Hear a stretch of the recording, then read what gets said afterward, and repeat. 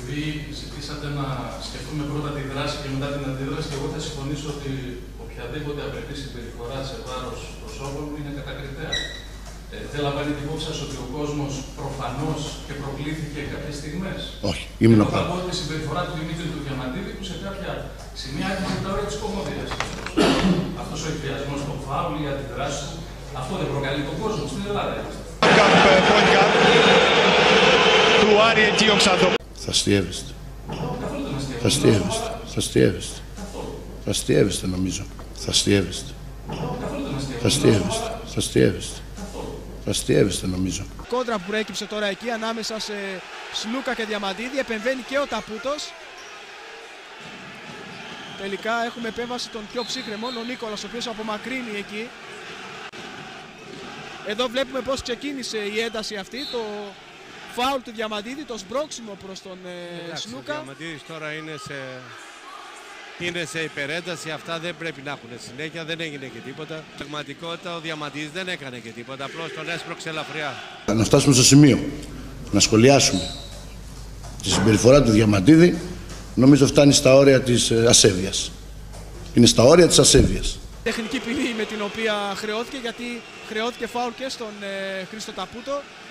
Προσπαθούμε τώρα να κάνουμε ένα παιδί που είναι πρότυπο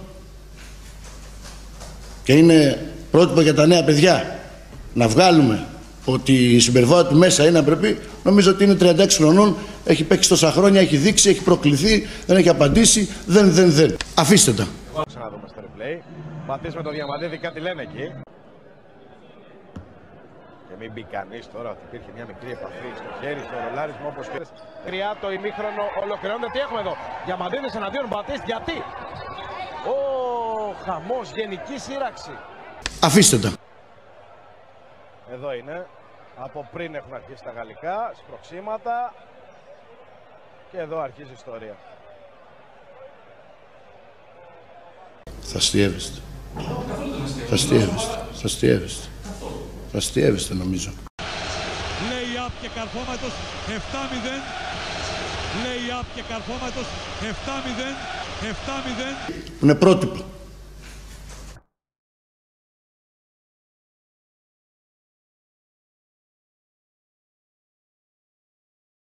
Φτάσουμε στο σημείο να σχολιάσουμε τη συμπεριφορά του Διαμαντίδη, νομίζω φτάνει στα όρια της ασέβειας.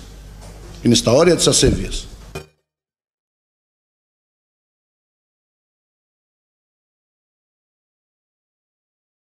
Είναι πρότυπο για τα νέα παιδιά.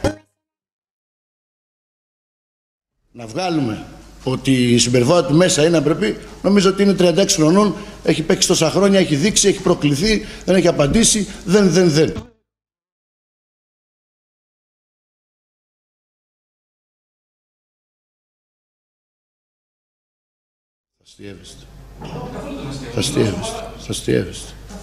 Θα αστιεύεστε νομίζω. Παρόλο εδώ χτυπάει από την προηγούμενη φάση, πάντως κατάφερε να πετύχει το καλάθι. Και εδώ κοιτάξτε αυτή την φάση, δεν έχει καλάθι, αλλά κοιτάξτε την αψημαχία ανάμεσα σε Διαμαντίδη και Σλότερ. Και είναι πρότυπο για τα νέα παιδιά.